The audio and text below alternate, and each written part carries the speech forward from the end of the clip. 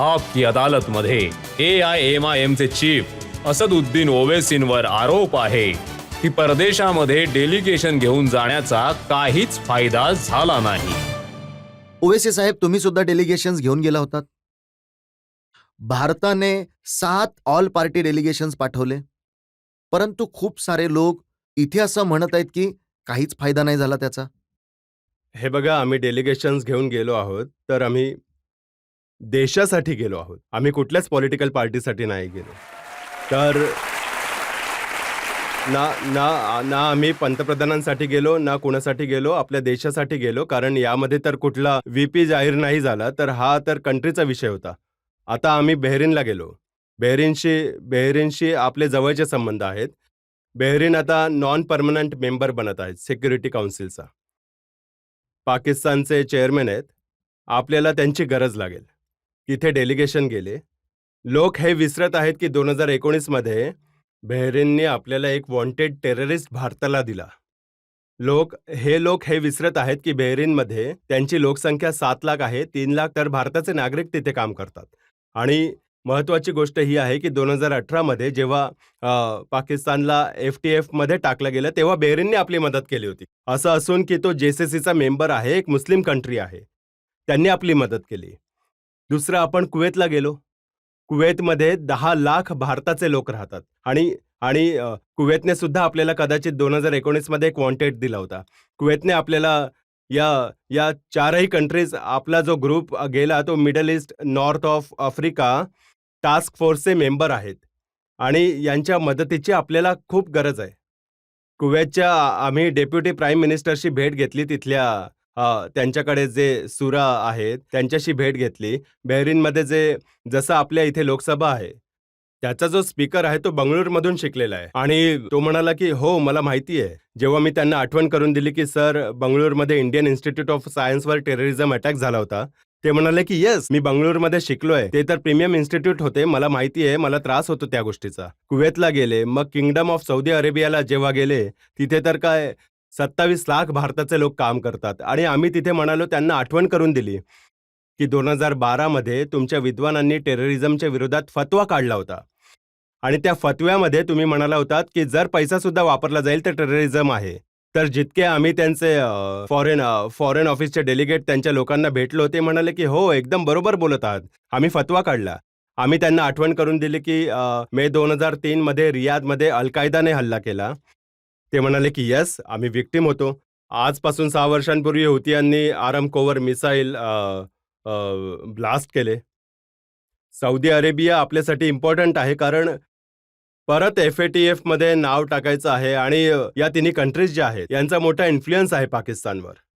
आम्ही जाऊन जेव्हा त्यांना सांगत आहोत की बाबांनो बघा, हे जे TRF ऑर्गनायझेशनने जो पहलगामवर हल्ला केलाय हे LAT आणि पाकिस्तान स्पॉन्सर्ड टेररिझम आहे.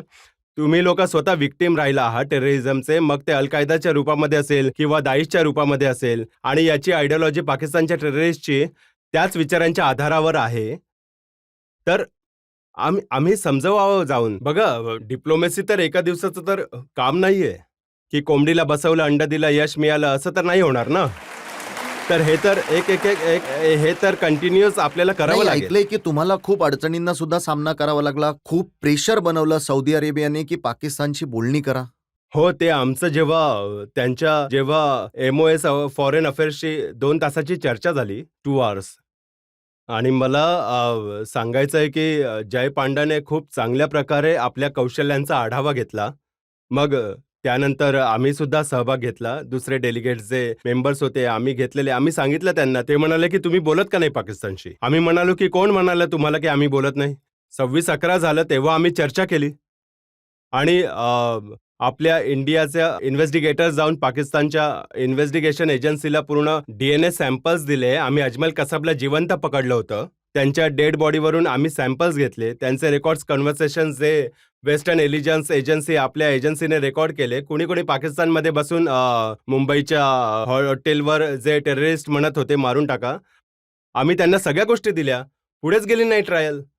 आणि आम्ही त्यांना सांगितलं की झकीउर रहमान लखवी, ज्याला अरेस्ट केलं होतं पाकिस्तानमध्ये, त्याने जेलमध्ये बसून मुलं जन्माला घातली. नाही, हसण्याची गोष्ट नाहीये ही, खूप त्रासदायक गोष्ट आहे. इतका ग्रेव्ह ऑफेन्स आहे टेररिझमचा आणि तो जेलमध्ये बसून म्हणे आम्ही बोललो कधी.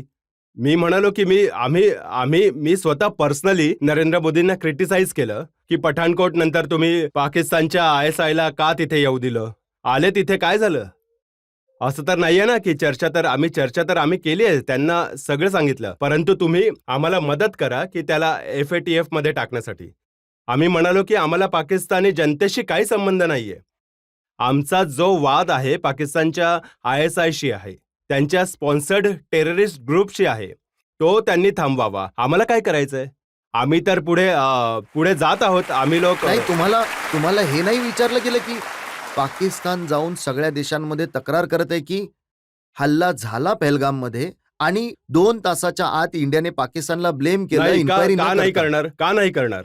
जेव्हा तुम्ही 4 ईमेल्स देता, एक्सेप्ट करता की आम्ही हल्ला केला, 4 मधल्या 2 ईमेलचं जे आपल्या एजन्सी फाइंड आउट केलं ते तर पाकिस्तानच्या कॉन्टोनमेंटच्या बाजूने ईमेल केले गेले. त्यांनी आपली रिस्पॉन्सिबिलिटी एक्सेप्ट केली आणि जेव्हा त्यांना माहिती झालं की त्यांचे जे प्रिंट्स आले, त्यांचे एव्हिडन्स आले, तर लगेच ते म्हणाले की नाही आमचा संबंध नाहीये. मग जर पाकिस्तान आज हे म्हणत आहे, तर मग 25 एप्रिलला युनायटेड नेशन सिक्युरिटी काउन्सिल रिझॉल्युशनमध्ये JTRFचं नाव आलं होतं. तर शहबाज शरीफ जे काय जावई होते TRF वाले की त्रास होईल त्यांचं नाव आलं. जर तुम्हाला TRF तुमचा TRFशी संबंध नाहीये, तर नाव तुम्ही टाकायचं होतं TRFचं. तुम्ही नकार दिला त्यासाठी. आणि देशाला हे समजणं गरजेचं आहे की भारत सरकारने डिसेंबर 23 मध्ये युनायटेड नेशनची 1262 सँक्शन कमिटीने सांगितलं आम्ही की TRF आहे. मग 24 मे मध्ये सांगितलं की TRF ही एक ऑर्गनायझेशन आहे. दुर्दैव होतं की आम्ही लोक आपली सिक्युरिटी लॅप झाली आणि पहलगामची घटना घडली. तर हे पाकिस्तानचं आपण हे 4 देशांमध्ये अल्जेरियामध्ये तर 1995 पासून ते 2006 पर्यंत त्याला ब्लॅक डिकेड म्हणतात. 60,000 अल्जेरियन टेररिझम मारले गेले. 60,000. ते म्हणाले स्पष्ट. आता आम्ही ही गोष्ट मानतो. आता अल्जेरिया आता मेंबर आहे, नॉन परमनंट मेंबर आहे आणि त्यांच्याशी इतकी चांगली आमची चर्चा झाली. आम्ही समजावलं त्यांना या सगळ्या गोष्टी, कारण ते स्वतः टेररिझमचे विक्टिम राहिलेत. आज सुद्धा साऊथ अल्जेरियामध्ये तिथे डाईश आहेत. तर आम्ही लोकांनी प्रयत्न केले जाऊन आपल्या कंट्रीचा एक व्ह्यू पॉइंट ठेवण्याचा, कारण एक ऑल पार्टी MPs होते आणि जेव्हा सगळे जाऊन एका देशाचा एक युनायटेड पद्धतीने एक व्ह्यू पॉइंट ठेवत आहेत, तर नक्कीच त्याचा परिणाम होतो की जय पांडा. फायदा काय झाला. नाही, फायदा त्याचा हा झाला की ते पाकिस्तानच्या त्या टेररिझमला, पाकिस्तान स्पॉन्सर्ड टेररिझमला, पाकिस्तानमधून जे पैसे जातात टेररिस्ट ग्रुपना, भारताचा जो एक सगळ्यात मोठा फायदा आहे की आम्ही म्हणालो की बघा देशाचा प्रश्न आहे. मी स्वतः म्हणायचो की आम्ही देशामध्ये जेव्हा जाऊ यांच्याबरोबर आम्ही बोलणार सुद्धा नाही जे बीजेपीचे मेंबर्स आहेत, परंतु कारण हा टेररिझमचा प्रश्न आहे. आपल्या भारताच्या नागरिकांना मारलं गेलं पाकिस्तानी टेररिस्टनी येऊन, म्हणून आम्ही येऊन तुम्हाला ही रिक्वेस्ट करत आहोत की तुम्ही तुमच्या चांगल्या ऑफिसर्सना यूज करा. तुम्ही FTF मध्ये पाकिस्तानला पुन्हा एकदा आणण्यासाठी आमची साथ द्या, कारण टेररिझम केवळ भारताचा प्रश्न नाहीये. टेररिझम जगासाठी एक खूप मोठं चॅलेंज आहे. तर म्हणूनच ही या गोष्टी आम्ही ठेवल्या आणि जिथे आम्ही लोक गेलो, मी तुम्हाला सांगतो की मोठ्या आदराने त्यांनी आमचं म्हणणं ऐकलं, आम्हाला प्रश्न देखील विचारले. जसं मी म्हणालो की ते सौदी अरेबियामध्ये म्हणाले की तुम्ही चर्चा का नाही करत. आम्ही सांगितलं त्यांना. मग आम्ही त्यांना सांगितलं की तुम्ही हायफिनेटेड नका करू आम्हाला पाकिस्तान बरोबर. आम्ही सौदी अरेबियाला विचारलं तिथे की तुम्ही त्यांना आता $13 बिलियन लोन तुम्ही देणार आहात. तुम्ही मॉनिटर करा ना त्यांना. मॉनिटर करा पैसे कुठे जात आहेत. तुम्ही कसे त्यांना देणार. जर तोच पैसा पाकिस्तानच्या आर्मीकडे जाईल तर साहजिकच ते आमच्या विरोधात उद्या वापरू शकतात. तर ऑल इन ऑल मला असं वाटतं की आमच्या ग्रुपबद्दल मी बोलू शकतो. आम्ही खूप चांगल्या प्रकारे. पण तुम्हाला तिथे हे नाही विचारलं की पाकिस्तान असं म्हणतोय की हिंदुस्थानमध्ये जे मुसलमान आहेत त्यांची अवस्था खूप खराब आहे, पाकिस्तानमध्ये कशी चांगली परिस्थिती आहे. हे बघा, जग इतकं लहान आहे की इंडियामध्ये जे काही होतं ते जगात लोक बघतात.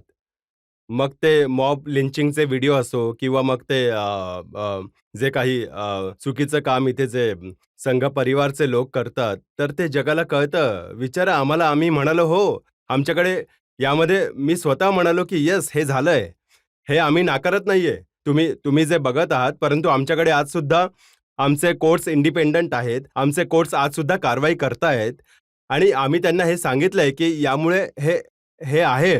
परंतु आम्ही ज्या हेतूने तुमच्याकडे आलो आहोत तो टेररिझमचा प्रश्न होता आणि देशाचा एक व्ह्यू पॉइंट ठेवण्यासाठी आम्ही हे बोलत आहोत एका जागी. आम्ही बसलो होतो, ते म्हणाले, भाई तुमचा स्टँड जो आहे पॅलेस्टाईनवर तो बदललाय भारताचा.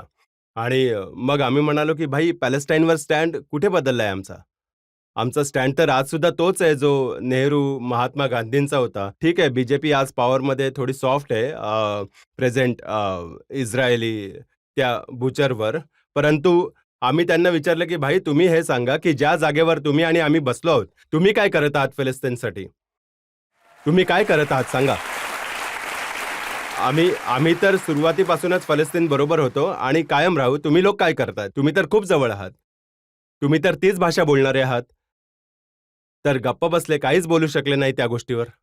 आता काही लोक असं देखील म्हणतायत की तुमचा विरोध तर आहे, कारण डेलिगेशन जेव्हा परत आलं, पंतप्रधानांनी बोलवलं, तेव्हा तुम्ही तर नाही गेलात त्यांना भेटायला. लक्षात हे घ्यायचंय की तुम्ही नरेंद्र मोदींना देश समजता की देशामध्ये आम्हाला सगळ्यांना समजता तुम्ही? देश वेगळा आहे ना. देशासाठी आम्ही लोक गेलो. आम्ही कुठल्या प्राईम मिनिस्टरसाठी नाही गेलो. जर प्राईम मिनिस्टरसाठी जायचं असतं तर आम्ही गेलोच नसतो. आम्ही जिथे देशाचा प्रश्न आहे आम्ही म्हणालो नक्कीच जाऊ. कंट्रीसाठी गेलो. उलट 2012-13 मध्ये एक ट्रॅक टू डिप्लोमसीमध्ये यशवंत सिन्हा साहेब आणि मनीष शंकर साहेब आम्ही सगळ्या एमपीजना घेऊन गेलो होतो. बीजेपीचे एमपीज होते त्यावेळी. तिथे सुद्धा पाकिस्तानच्या टीव्ही चॅनलवर मी त्यांना खरं खोटं सुनावलं होतं. तर असं नाहीये की आम्ही लोक जाऊन आपला व्ह्यू पॉइंट विसरून जाऊ, तर कंट्रीसाठी गेलो. आता देशामध्ये आलो आहोत तर नक्कीच बीजेपीच्या विरोधात होतो आणि विरोधातच राहू आणि बोलत राहू. आता काँग्रेसचे लोक तर म्हणतायत की ज्या प्रकारे आतंकवादी मोकाटपणे फिरत आहेत, त्याच प्रकारे आपल्या एमपीज वेगवेगळ्या देशांमध्ये मोकाटपणे फिरत होते. हे बघा, हे विधान जे आहे साहेब जयराम रमेश साहेबांनी दिलं. ठीक आहे, त्यांना आपल्या पार्टीचे एमपीज कदाचित पटत नसेल त्यांचं. परंतु ते हे विसरले की सुप्रिया सुळे त्यांच्या इंडिया अलायन्सचा खूप मोठा भाग आहेत. डीएमकेची आमची बहीण कनिमोजी तिचा खूप मोठा भाग आहे. त्यांचे अलायन्स गेले तर मग त्यांना तुम्ही काय कराल? ठीक आहे, आम्ही तर भारताची बी टीम आहोत, तर तो काही प्रश्न नाही आमचा. परंतु हे जे अलायन्स आहे त्यावर काय विचार होता? या प्रकारचं वक्तव्य देऊन तुम्ही काय फायदा करत आहात? भाई आतंकवादी फिरत आहेत, आम्ही सुद्धा फिरत आहोत. त्यांना ऑपरेशन सिंदूर तोपर्यंत संपणार नाही जोपर्यंत त्याच्यावर अत्याचारी पकडले जाणार नाहीत. परंतु तुमचे एमपीज पार्टीचे, तुमच्या इंडिया अलायन्सचे जे लोक चेअरमॅन बनून गेले आहेत, तर तुम्ही या प्रकारचे विधान देत आहात, तर खूपच खेदाची गोष्ट आहे. एक नेता असं देखील म्हणाला की मोदीजींनी एक ट्रॅव्हल एजन्सी उघडली आहे आणि फेरफटका मारण्यासाठी एमपीजना पाठवलंय सगळ्या देशांमध्ये. नाही, इथून पुढे जे म्हणाले त्यांनाच चेअरमन बनवून पाठवायला हवं. आणि नाही, ऐकून घ्या. आणि जितक्या आमच्या फ्लाईट्स होत्या त्या रात्री होत्या. आणि तुम्हाला माहिती आहे, रात्री जेव्हा फ्लाईट असते तुम्ही झोपू नाही शकत. आता सकाळी तुम्ही टाईम डिफरन्स आहे. जसं अल्जेरियाला 4 तास पुढे आहे. दुपारी आम्ही पोहोचलो. एक फ्रायडेचा दिवस होता. 2 वाजता. 5 वाजता आम्हाला सांगितलं गेलं, चला एम्बॅसीमध्ये तुम्हाला लोकांशी भेट करून देतो. तर काही फेरफटका झालाच नाही. कुठे फेरफटका झाला? जर तुम्ही याला फेरफटका म्हणत असाल तर खूप चुकीची गोष्ट आहे. म्हणजे तुम्ही उगाचच तुमचे जे पॉलिटिकल डिफरन्सेस आहेत ते ठेवा, बोला. मला माहिती आहे की तुमचा डेमोक्रॅटिक राईट आहे. परंतु आमच्या ग्रुपचं तरी मी सांगू शकतो की काहीच फिरण्यासाठी वगैरे नव्हतो ते गेलो. व्हिडिओ दाखवत होते की एक मेंबर गाणं गात आहे. नाही, हे बघा, मी ना गाणी ऐकतो ना मला गाणी ऐकण्याची आवड आहे. मी तर तर इन लाईटर वे मला असं वाटतं की तुम्ही मला ऐकावं. नाही नाही नाही, परंतु त्यामध्ये बॅकग्राऊंड असं आहे की अल्जेरियामध्ये भारताचे जितके लोक आहेत तिथले लोक त्यांना भारताचे लोक म्हणत नाही, जाने तू म्हणतात त्यांना. आम्हाला सुद्धा त्रास झाला एअरपोर्टवरती. जाने तू. आता आम्ही विचारलं काय आहे, काय चाललंय, काय हे जाने तू वगैरे. तर ते असं समजलं की 1960 मध्ये ते रजतजी, कदाचित तुम्ही मला माहिती आहे, तुमच्या ते तारुण्यातील तेव्हाचं खूप सिनेमा प्रसिद्ध गाणं असेल ते. तर ते यामध्ये तो सिनेमा खूप प्रसिद्ध झाला, त्याचं गाणं प्रसिद्ध झालं. तर तिथल्या फॉरेन अफेअर्स स्टँडिंग कमिटीचे चेअरमॅन खूप पॉवरफुल असतो. त्यांनी आम्हाला रात्री जेवणासाठी तिथे बोलावलं. ते प्रोग्राममध्ये नव्हतं. ते म्हणाले की नाही यायलाच हवं. तर तिथे त्यांनी उल्लेख केला त्या सिनेमाचा. तर ते बीजेपीची MP साहेब माझ्या बाजूला बसली होती. आता ती म्हणाले की गाणं चांगलं होतं. तर म्हणाली माझ्या लक्षात आहे. आता ते अचानक त्यांनी 2-3 त्याच्या लाईन्स म्हणाल्या. तर आता त्यावर जर कोणी म्हणत असेल तर काहीच प्लॅन नव्हतं ते प्लॅन नव्हतं. आणि अनफॉर्च्युनेटली असं आहे की आम्ही म्हणालो सुद्धा की भाई व्हिडिओ वगैरे सगळं कोणी घेणार नाही, कोणी सोशल मीडियावर सुद्धा कोणी टाकणार नाही. तर प्रत्येक मीडियामध्ये, परंतु त्याचं बॅकग्राऊंड हे आहे की काहीच फिरणं वगैरे नव्हतं. ते मीटिंग रात्री कधी संपली मीटिंग, डिनर मीटिंग पूर्णपणे रात्री 11:45 पर्यंत चालली आणि मग दुसऱ्या दिवशी सकाळी आम्हाला पळायचं होतं. तर असं काही चुकीचं त्याला जे प्रेझेंट केले जात आहे ते योग्य नाहीये. जनतेमधून आणखी काही प्रश्न घेऊ शकतो? सगळे जे दौरे मोदीजींनी जवळजवळ 100 देशांचे केल्याने आता जवळपास 200 होणार आहेत, ते जे दौरे होतात ते आपल्या नॅशनल इंटरेस्टला घेऊन होतात. प्रायोरिटी तीच असते सर. जिथे सुद्धा जातील आपली जी प्रायोरिटी असेल ती कुणाला भेटण्याची नाही, नॅशनल इंटरेस्ट असतो सर. परंतु त्यानंतर सुद्धा जेव्हा पहलगाम झालं तर अशी आपल्या डिप्लोमसीमध्ये काय कमी होती की पुन्हा सगळ्या देशांना जाऊन सांगावं लागलं आपल्याला? ते जे दौरे झाले होते त्यांचा काही फायदा नाही झाला का सर? माझा हा प्रश्न हाच आहे. आपले जे फॉरेन अफेअर्सचे ऑफिसर्स आहेत ते अत्यंत सक्षम लोक आहेत. तर आपण या प्रकारे एक जनरलाइज करून स्टेटमेंट नाही देऊ शकत त्यांच्यावर. ते खूप चांगलं काम करत आहेत. परंतु एक गोष्ट लक्षात ठेवा, जर आपल्या देशामध्ये शांती कायम राहील, न्याय होईल आणि आपण खरंच सगळ्यात मोठा धोका आपल्याला चीनकडून आहे लक्षात ठेवा आणि आपल्या इकॉनॉमीला 10% वर आपण ग्रो करू, तर हे आपल्यासाठी सगळ्यात मोठं चॅलेंज तुम्हा लोकांसाठी, आमच्यासाठी, सगळ्यांसाठी आहे की आपण ते काम करावं. सर आता असं आहे की तुम्ही बाहेर गेला होता, ते तुमचं पॉलिटिकल जे बीजेपीचं आहे ते तसंच राहील का तुमचा एकदम चेंज होईल विचार? आम्ही बीजेपीला रिप्रेझेंट करायला नाही गेलो. एक गोष्ट डोक्यातून काढून टाका, आम्ही देशाला रिप्रेझेंट करण्यासाठी गेलो होतो.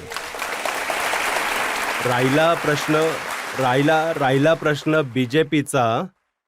बघा, समुद्राचे 2 किनारे एक होऊ शकत नाही. त्यामुळे तुम्ही निर्धास्त राहा.